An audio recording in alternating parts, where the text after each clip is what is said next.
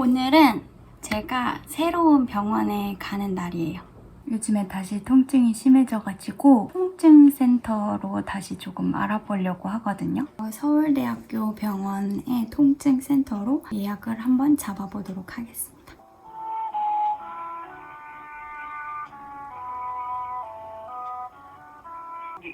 지금 가능한 일정이 8월 6일 금요일 오후 2시예요. 네. 제가 원래 다니던 병원의 본원에 그게 따로 있어서 그쪽으로 가보려고 합니다. 같은 대학병원인데 진료 기록은 넘어가는데 영상 자료는 안 넘어간다고 그러더라고요. 근데 제가 지금 등록해야 되는 영상 자료가 이렇게 4개나 있어가지고 이거 등록하는 게 시간이 조금 오래 걸려요. 조금 일찍 가봐야 될 것 같아요. 여기 가려면 또 진료 의뢰서를 받아야 된다고 해가지고 그 도수 치료 받았던 그 약 지어 먹는 그 병원에 가서 약도 지어오고 진료 의뢰서도 받아왔는데 요즘 겸사겸사 어떻다, 어떻게 아프다 이런 얘기를 했더니 이제 더 이상 해줄 수 있는 게 없다는 거예요.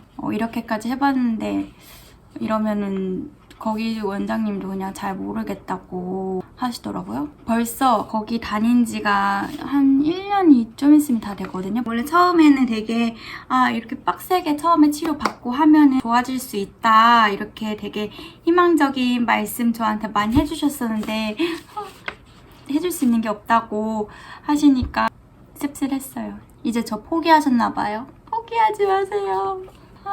그래서 오늘 가는 병원 기대를 하지 마. 너 자신아 기대를 하지 마. 희망 갖지 마. 알았지?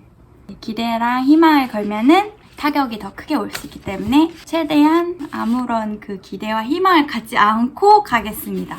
통증을 없애줄 수 있을 거라고 생각을 하고 가는 건 아니고 통증 관리를 어떻게 하면서 살아야 될지 좀 그런 것들을 물어보려고 가는 게 커요. 그리고 오늘은 간 김에 오랜만에 맛있는 것도 혼자 이렇게 좀 먹고 오려고 하거든요. 제가 찾아둔 비건 아이스크림집 그리고 비건 식당이 있어요. 아무튼 기대하지 말고 기대하지 마! 코로나로 출입문이 막혀있어 돌고 돌아 통증센터에 도착했습니다. 접수하고 먼저 영상 자료를 등록해줍니다. CD 등록기에 CD를 넣으면 알아서 인식해주는데 생각했던 것보다도 시간이 더 오래 걸려서 진료 시간에 겨우 마쳤습니다. 그런데 예상치 못했던 예진만 1시간째 기다리며 눈의 초점이 점점 흐려지고 있는 모습을 보고 계십니다. 그리고 다시 본 진료를 30분 기다렸습니다. 가벼운 마음으로 왔다가 갑자기 주사 치료를 하게 됐습니다. 주사 맞기 전 1시간 동안 체열, 심전도, 엑스레이 검사까지 빠르게 해줍니다. 검사 판독지도 모두 복사해서 자료를 제출했습니다.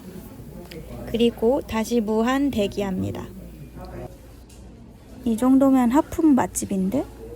잔머리와 함께 점점 혼이 빠져나가고 있습니다. 병원 온 지 4시간 만에 주사 치료가 시작됐습니다. 그런데 주사를 맞고 난 직후 갑자기 한쪽이 빨개지고 눈이 부어오르기 시작합니다. 목에 총 맞는 것 같은 이거는 레이저 치료를 받고 있는 중입니다.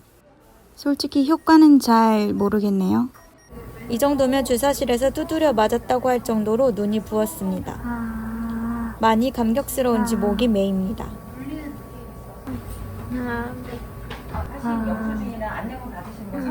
성대가 지 마음대로 움직이며 화음을 넣고 있네요. 목소리가 안 나와. 주사 부위 통증으로 가방을 멜 수가 없어 어쩔 수 없이 택시를 탔는데 과속하는 택시는 그냥 다 한강에 빠져버렸으면 좋겠어.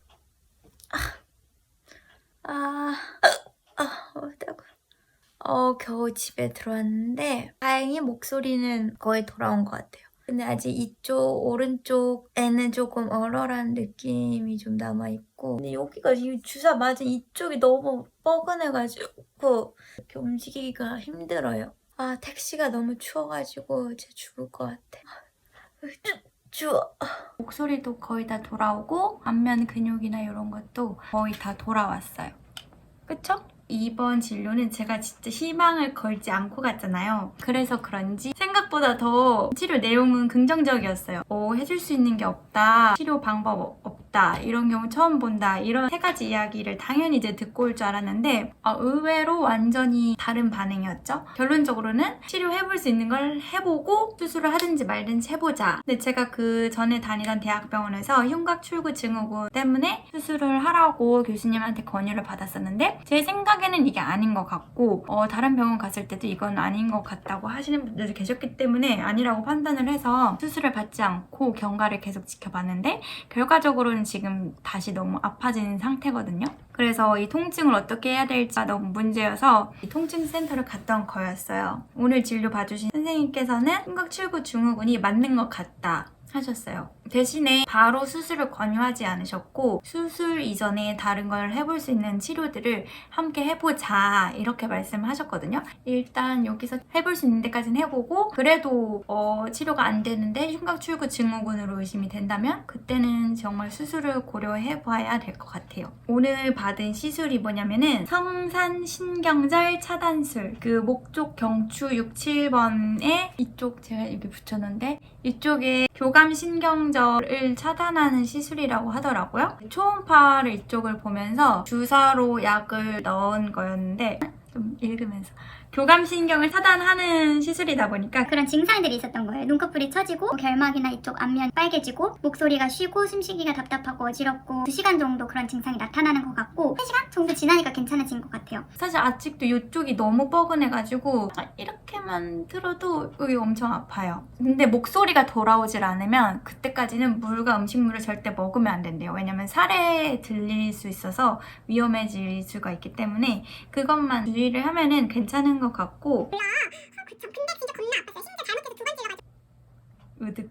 이거는 어떻게 효과가 있는 거냐면 이것도 좀 찾아봤는데 이쪽에 혈액순환을 증가시키고 과민 반응을 안정화시켜서 통증을 뭐 조절해준다 약간 이런 건데 저도 정확하게는 사실 모르겠어요. 혈액순환이 항상 중요한 것 같긴 한 게 제가 지금 요게 재활하는 뭐 파라핀이나 이 테이핑 하는 것도 다 혈액순환을 도와주는 그런 거거든요. 실제로 너무 춥고 손 시렵고 이러면 훨씬 아파요. 이 반대쪽은 레이저를 받았잖아요. 근데 레이저도 네, 이쪽에 뭐 혈액을 모이게 해서 뭐 혈액을 어쩌고 저쩌고 2주 후에 반대로 다음에는 이쪽에 주사를 놓고 이쪽에 레이저를 놓고 이 병원에 흉곽 출구를 전문으로 보시는 교수님이 계신다고 연결을 해주셨는데 예약 날짜가 무려 2022년 6월이에요. 1년 후.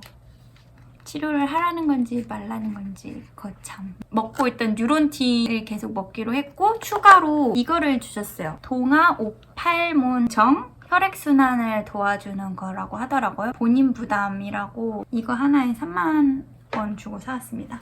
오랜만에 병원을 가가지고 좀 빡셌는데 계획했던 맛집을 못 가가지고 속상한데 그래도 좀 희망적인 소식이 있으니까 치료를 해볼 수 있다는. 병원 갔다 온 날은 너무 진이 빠져가지고 뭘 하기가 힘드네요. 그럼 이만 배구를 보러 가겠습니다. 오늘 그거예요. 준결승전. 빨리 가서 봐야지.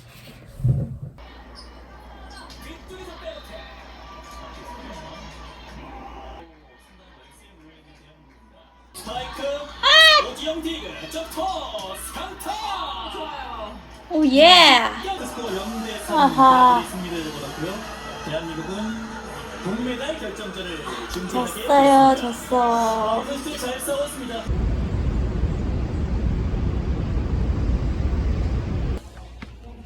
오늘은 병원 무한 대기 파트너 제시카 씨를 모셨습니다. 진료 볼 때 제출할 통증표를 미리 작성하고 있습니다. 저 정도면 안 아픈 걸 표시하는 게 빠를 것 같은데. 신기하게 진료 지연 시간이 실시간으로 계산되어 나옵니다.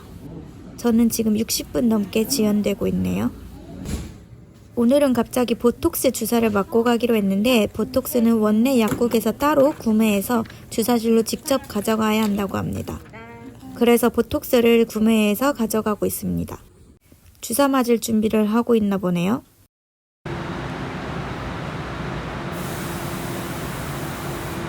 지난번에 교감신경 차단술 받고 오팔몬이라는 약도 새로 먹기 시작했는데 두 가지 다 효과가 전혀 없었고 왜 그럴까 이런 고민을 많이 하면서 이제 두 번째 진료를 받게 되었는데 엄청난 반전이 있었습니다. 알고 보니까 교감신경 차단술 지난주에 받은 그 주사가 효과가 있으면은 흉곽출구 증후군이 아니었던 거였어요. 그래서 그게 맞는지 확인하는 차원에서 주사를 놓은 것이었는데 그거에 대해서 정확하게 말씀을 따로 안 해주셨거든요. 일부러 말씀을 안 해주신 것 같아요. 모르는 상태에서 효과가 어떤지만 객관적으로 보려고 말씀을 그렇게 안 해주셨던 것 같아요. 아무튼 저는 효과가 없었으니까 흉곽출구 증후군에 더 가까워진 거죠. 다른 주사들을 놨고 약도 더 많이 추가하고 운동 같은 것도 알려주셨는데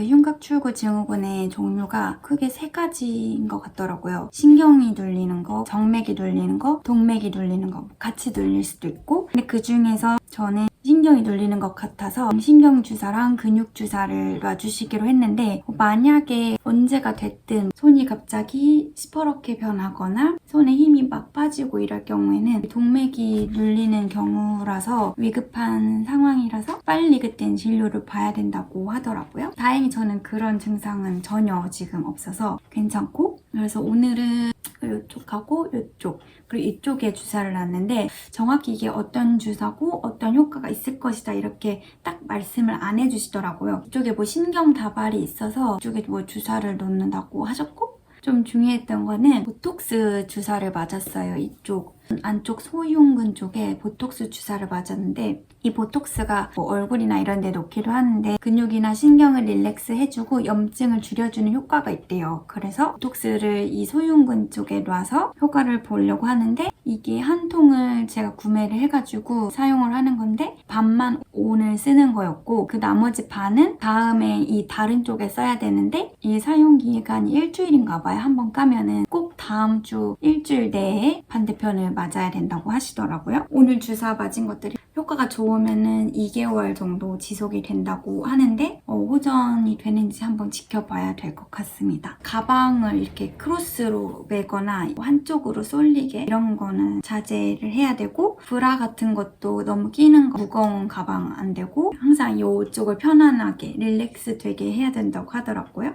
그래서 허리랑 가슴도 펴야 되고 스트레칭에 도움이 되는 동작들을 미리 이렇게 준비를 해주셨더라고요.